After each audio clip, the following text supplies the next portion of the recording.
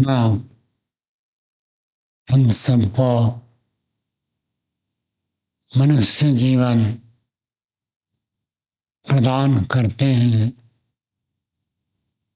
हर आत्मा को मनुष्य जन्म अवश्य देते हैं। अन्य जितनी योनियां हैं, गाय, घोड़ा, कुत्ता, बिल्ली, मक्खी, मच्छर, ये सब योनियां कर्म होने पर मिलते हैं, कर्म न होने पर नहीं मिलते। लेकिन मनुष्य जन्म हर एक आत्मा को प्राप्त होता है, किसी भी योनि में हो, चाहे गाय हो, घोड़ा हो, कुत्ता हो, बंदर हो, हाथी हो, चींटी हो। जब वो शरीर उनका पूरा होगा, कर्माशय पूरा होगा, फिर उनको मनुष्य जन्म मिलता है।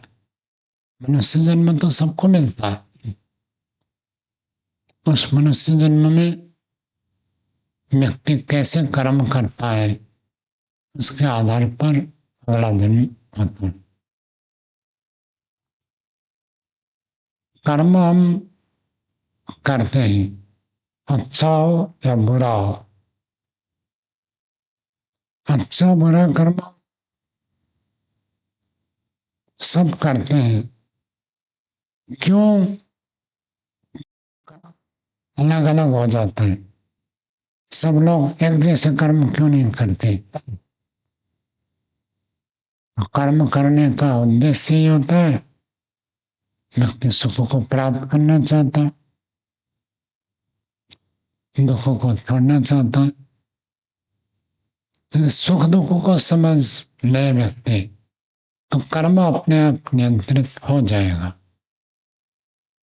और जब सुख दुख को नहीं समझते हैं, दुख को भी सुख समझते हैं, सुख को भी दुख समझते हैं, तब कर्म भी उसी प्रकार होता है।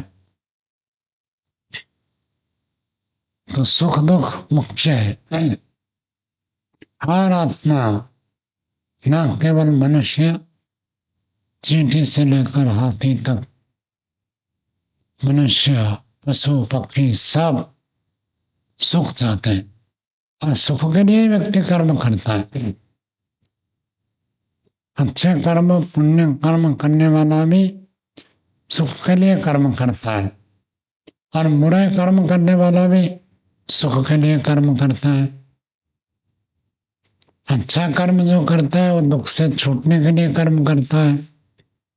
मेरा दुख दूर हो जाए, मैं कुछ अच्छा कर्म करूं, श्रेष्ठ कर्म करूं, तो मेरे दुख दूर हो जाएंगे। हम बुरे कर्म करने वाला व्यक्ति भी सोचता है, बुरे उल्टे सीधे काम करके कुछ साधन इकट्ठा कर लूं तो मुझे कभी दुख नहीं होगा। तो दुख ना हो इसके लिए बुरे कर्म करके व्यक्ति संपत्ति, साधन, सुविधा इकट्ठा करना चाहता है। ये सब व्यवहार में हम प्रत्येक दिन देखते ही हैं। हम प्रश्न उठता है, सुख दुख अंदर है या बाहर है? क्योंकि कितना भी स्वादिष्ट पौष्टिक भोजन बाहर रखा हो, फिर भी एक व्यक्ति खाकर दुखी होता, जिसकी कुछ बड़ी हानि हो गई, नुकसान हो गया, व्यापार में घाटा हो गया, किसी प्रिय व्यक्ति की मृत्यु हो गई, अथवा और कुछ इस प्रकार आप ले सकते हैं। जब स्थिति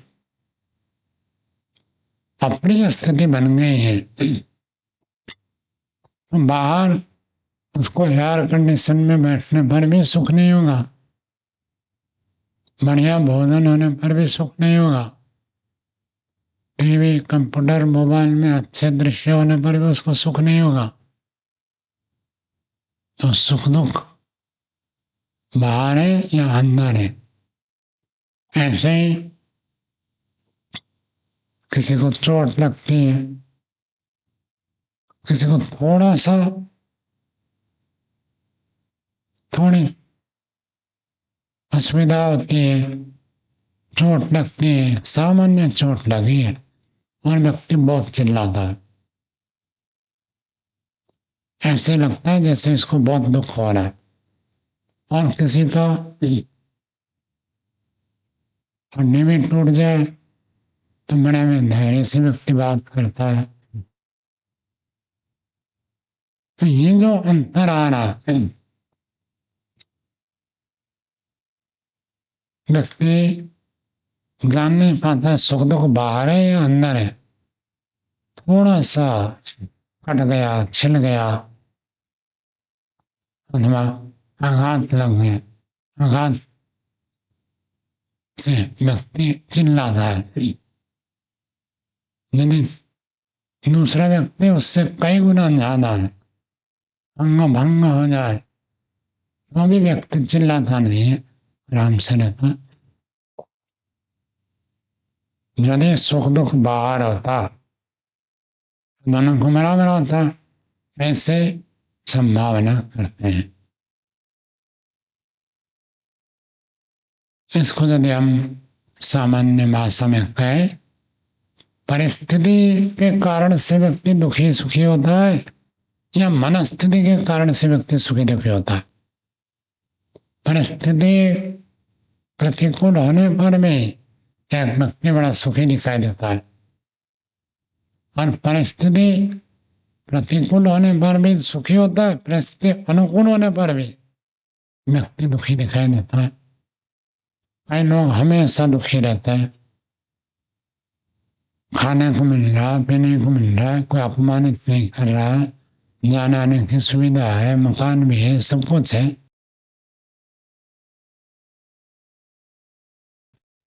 तो परिस्थिति के कारण से सुखी दुखी होता है या मनस्थिति के कारण से सुखी दुखी होता है, ये सामान्य व्यक्ति विवेक नहीं कर पाता।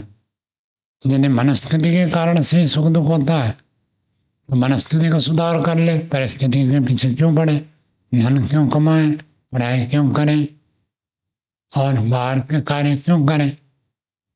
मन को ही हम ठीक कर ले तो सुखी हो जाएंगे। और यदि मनस्थिति में सुख दुख नहीं है तो फिर योगाभ्यास साधना क्यों करें। परिस्थिति होने पर यदि सुख दुख होता है तो परिस्थिति की सुधार करने के लिए प्रयत्न करें, अच्छा मकान मिले, अच्छा वस्त्र मिले, अच्छी पढ़ाई हो, अच्छी नौकरी मिले, इसके लिए पूरा प्रयास करें। योगाभ्यास में क्यों समय लगाए, सुख दुख में बाहर है। इसको समझना दार्शनिक दृष्टि से अत्यंत आवश्यक होता है।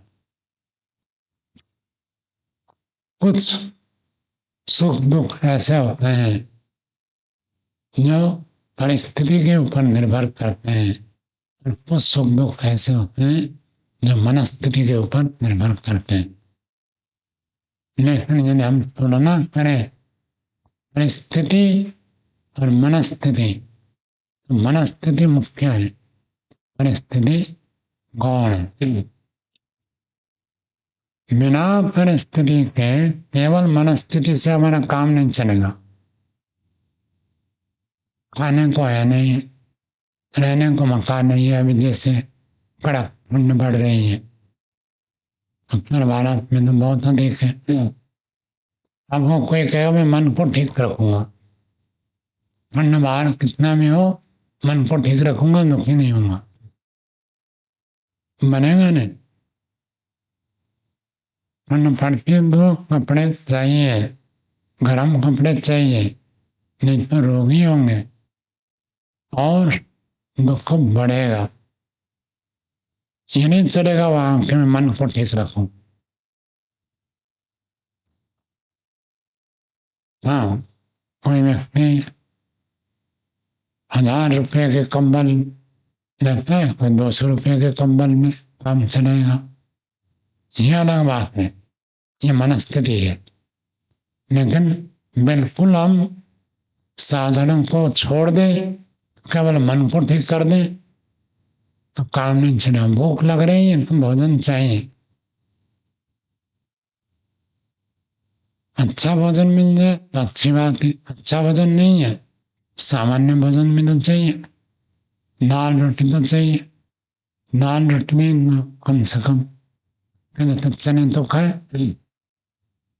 चना भी नहीं है खाने को, कुछ भी नहीं है खाने को, तो भूख लगेगी, कष्ट होगा, उससे हम बच नहीं सकते। तो परिस्थिति अथवा यूं कहिए बाह्य साधन हमारे सुख दुख में कारण बनते हैं, इसमें कोई संदेह नहीं। अनुकूल परिस्थिति चाहिए, यह अलग बात है। सामान्य आवश्यकता सबके लिए अनिवार्य है, लेकिन जो विशेष आवश्यकता है उसकी कोई सीमा नहीं है।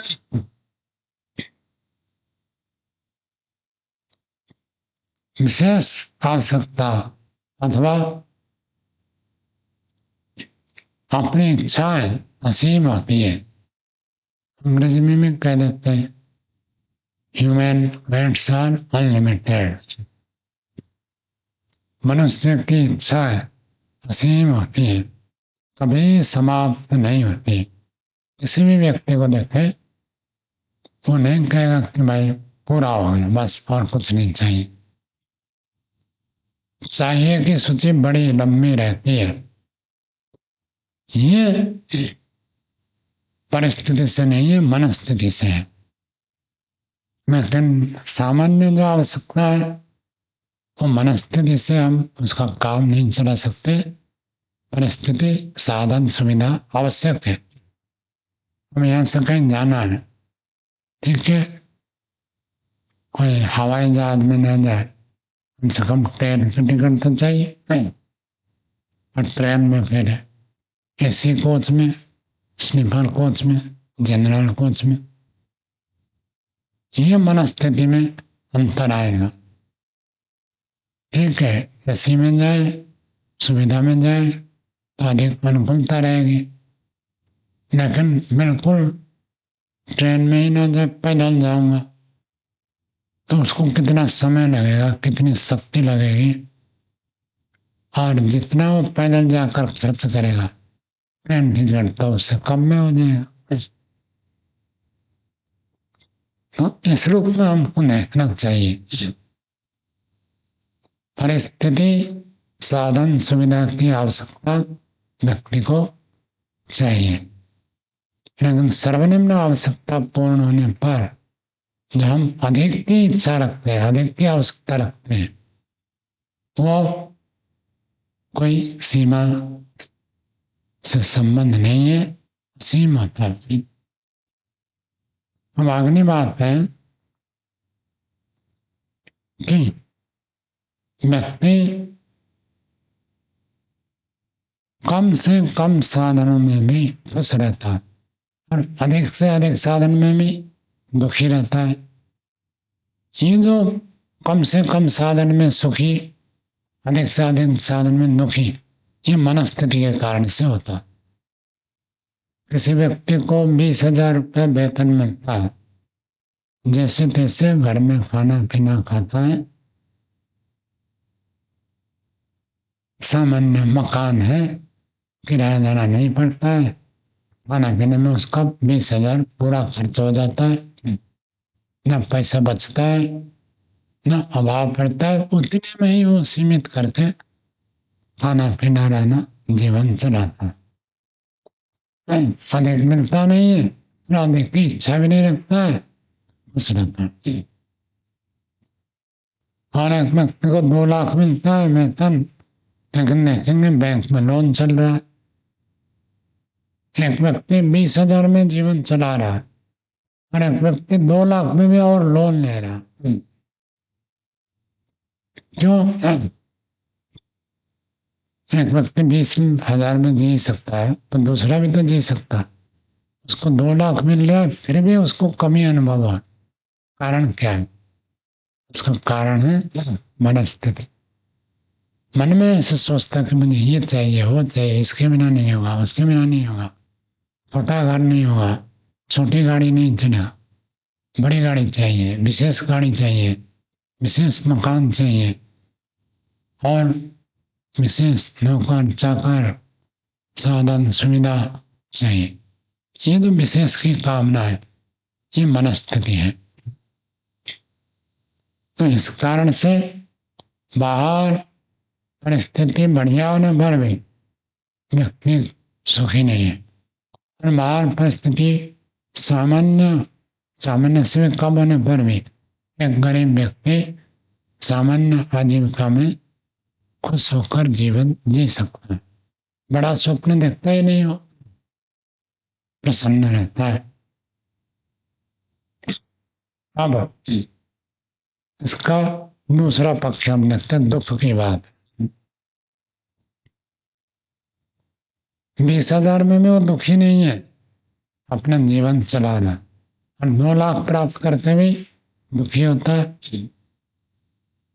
जो एक बार रिश्वत लेते हैं, झूठ छल कपट करके कमाते हैं, तो एक बार कमा लिया तो उसके बाद की पूर्ण विराम तो आता ही नहीं है, और इच्छा होती है पिछले महीना इतना रिश्वत मिला था, इस महीने इतना नहीं मिला, कम मिला, अगले महीना कैसे मिलेगा, उसकी योजना वो बढ़ेगी।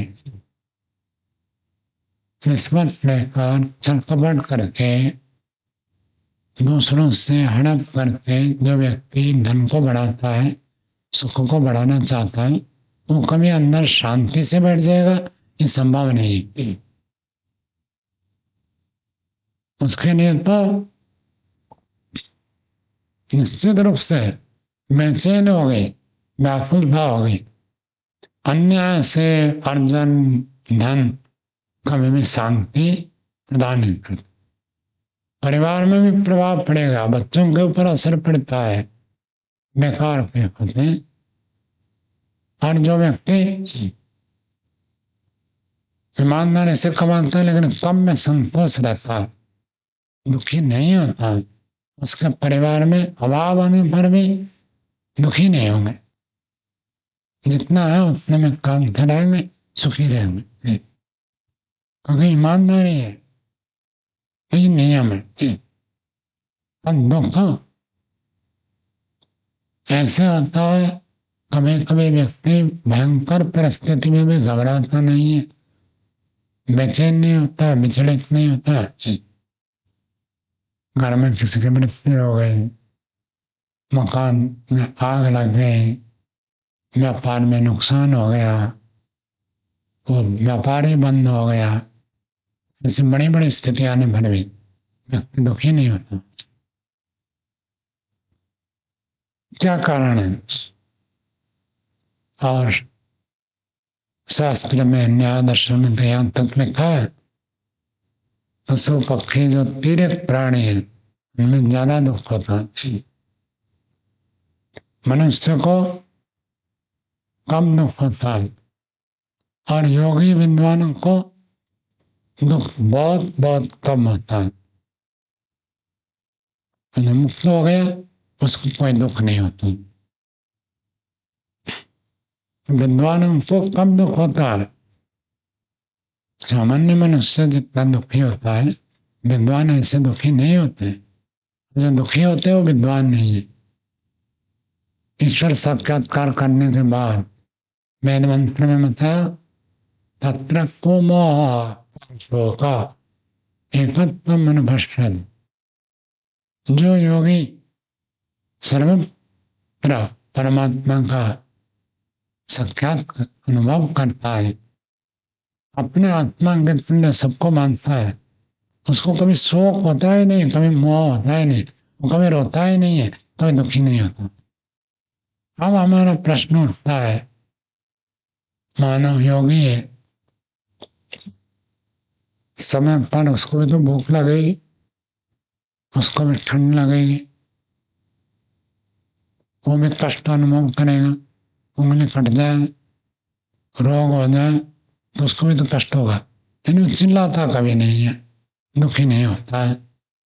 महर्षि दयानंद जी के अंतिम स्थिति में बताते हैं कि उनको जहर दे दिया गया था और उसमें पारद मिला दिया था, कांच को पिसकर डाल दिया था, तो शरीर में फूट फूट कर निकल रहा था सज्जा, भयंकर घाव हो गए थे पूरे शरीर में, लेकिन चिल्लाते नहीं थे। ओहो बड़ा कष्ट हो रहा, परेशान हो रहा, हमारा एक घाव हो जाए तो हमको बड़ा कष्ट होता है, हम चिल्लाते हैं, तो ऐसे कैसे। जो शरीर से हो अथवा बाहर से प्रतिकूलता होती है, कष्ट होता है, वो तो होगा, लेकिन व्यक्ति जब आत्म स्वरूप का अनुभव कर लेता है, बाहर के दुख कष्ट उसको उसके लिए नगण्य हो जाते हैं। अनुभव होगा लेकिन मेरे में कुछ नहीं हो रहा, आत्मा में कुछ नहीं हो रहा, शरीर में हो रहा। अब शरीर के कारण बंधन में है तब तो जुड़ा हुआ है। बिजली का शौक शरीर को लगता है, आत्मा को तो लगता नहीं। लेकिन शरीर को बिजली का शौक लगने से, झटका लगने से दुख तो आत्मा को होगा, जीवात्मा ही अनुभव करता है। शरीर तो जड़ है, मरे हुए शरीर को तो कोई बिजली का झटका लगता नहीं, जीवित शरीर को ही झटका लगता है, चौंकता है, व्यक्ति कष्ट होता है। तब योगी जो होता है, आध्यात्मिक व्यक्ति होता है, अतिरिक्त मानसिक दुख को शून्य कर देता है। उंगली में पीड़ा हो, कष्ट हो, तो वो पीड़ा तो हो गई, उसको सोच सोच कर जो अतिरिक्त दुखी होता है एक लौकिक व्यक्ति, साधारण व्यक्ति, योगी उस दुख को रोक देता है।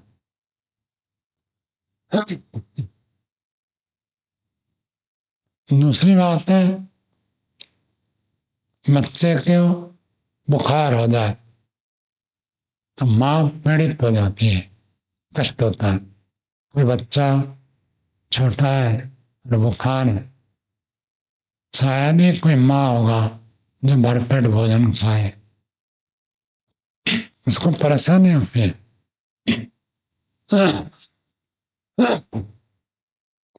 क्योंकि वहां स्वस्वामी संबंध जुड़ा हुआ है। योगी व्यक्ति स्वस्वामी संबंध से रहित होता है, इसलिए उसको इस प्रकार का कष्ट नहीं होता। अपने शरीर में भी फोड़े हो जाए, घाव हो जाए, कट जाए, फट जाए, भूख हो, प्यास हो, सर्दी हो, गर्मी हो, तो भी वो देखता है कि दूसरे में हो रहा, मैं तो आत्मा हूं, मुझे आत्मा में कुछ नहीं हो रहा। ये अनुभूति, आत्मज्ञान, आत्मबल, ये उसके इतना अनेक होता है, तो बाहर के दुख उसके लिए बहुत नगण्य होता है। जैसे हम कहीं गिर जाए, शरीर में छिल जाए, कट जाए, हमको कितना कष्ट होता है। हम दो व्यक्ति जा रहे थे, हमारे साथ तो दूसरे को हुआ, हम उसके दुख में तो दुखी होते हैं, लेकिन हमारे शरीर में कट फट जाने से, छिल जाने से, खून निकलने से, मांस कट जाने से जैसे दुख होता है, दूसरे में होता है ऐसे तो होता नहीं। दूसरे में हुआ, उसके दुख में हम दुखी होते हैं, सहानुभूति प्रकट करते हैं, लेकिन अपने में जैसे हुआ ऐसे कष्ट तो होता नहीं, केवल हम मन से सहानुभूति प्रकट करते हैं। दूसरे में हो तो अलग होता है, अपने शरीर में हो तो अलग होता है। योगी व्यक्ति शरीर को भी अपना नहीं मानता है, मानता नहीं, क्या शरीर है ही नहीं, आत्मा मानता है। तो आत्मा का स्वरूप कभी भी कटता फटता छिलता गलता सड़ता है नहीं, और वो उस आत्म बोध में रहता है, आत्मज्ञान में रहता है। बाहर के दुख, बाहर के बाधाएं, कष्ट शरीर के बंधन के कारण तो अनुभव तो होगा, लेकिन उससे वो व्याकुल नहीं होगा। जब तक शरीर में है, आत्मा जुड़ा हुआ है, वो उतना तो संवेदना तो होगी, ठंडा भी लगेगा गर्म भी लगेगा, ये संवेदनशीलता तो रहेगी। जो संवेदनशीलता होने पर कोई थोड़ा सा गर्म है पकड़ लेता है ना, वो बहुत गर्म है, और कोई बहुत गर्म कोई पकड़ लेता है, सोचता है इससे जलेगा तो है नहीं। तो ये जो अंतर है वो मनोबल आत्मबल के कारण से होता है। योगी अपने आत्मबल मनोबल के कारण से बाहर के दुख होने पर भी उसको रोकने में समर्थ हो जाते हैं। तो आत्मज्ञान हो जाए, बाहर के परिस्थिति उस व्यक्ति को कभी भी दुखी नहीं करते हैं, दुख का कारण बनते हैं, लेकिन होने पर भी वो व्यक्ति दुखी नहीं होता है, क्योंकि वो आत्मज्ञान में रहता है। शरीर में हो रहा, जैसे दूसरे की गाड़ी चल रही है, दूसरे देश के लोग मर जाए हमको इतना कष्ट नहीं होता, अपने देश के लोग मरे अधिक कष्ट होता है, अपने गांव के हो तो और अधिक होता है, और अपने परिवार का कोई हो तो बहुत अधिक होता है। जब अपनत्व होता है कष्ट बढ़ता है, अपनत्व नहीं है तो कष्ट नहीं होता है। दूसरे का हुआ है तो योगी व्यक्ति ऐसे ही समझता है, शरीर तो दूसरा है, मैं तो हूं नहीं, मैं तो आत्मा हूं।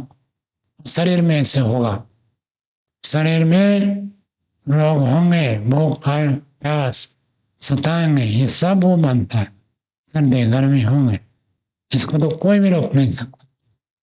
जितना संभव है प्रयत्न करे, मिल जाए तो ठीक है, ना मिले तो कोई बात नहीं। इस प्रकार से योगी व्यक्ति सदा सर्वदा प्रसन्न रहता है, आनंदित रहता है। संसार बदलेगा, पहले से तैयार हो जाए तो कोई कष्ट नहीं होता है। माना था कि ऐसे हो 10 लाख प्रॉफिट हो, हुआ 2 लाख तो व्यक्ति दुखी होता है, जबकि घाटा नहीं हुआ है, प्रॉफिट ही हुआ 2 लाख हो, दुखी होता। और यदि माना था कि 1 लाख होगा 2 लाख हो गया तो खुश हो जाता है। माने हुए, ये माने हुए सुख दुख व्यक्ति को प्रभावित करता है। योगी संसार को परिवर्तनशील समझता है, उसमें वो प्रभावित नहीं होता। तो परिस्थिति में सुख दुख है, साधन सुविधा सेवा में सुख दुख प्राप्त होते हैं, लेकिन वो आत्मा के साथ दुख को देखने पर सब सुख दुख को रोकने में योगी समर्थ हो जाता है।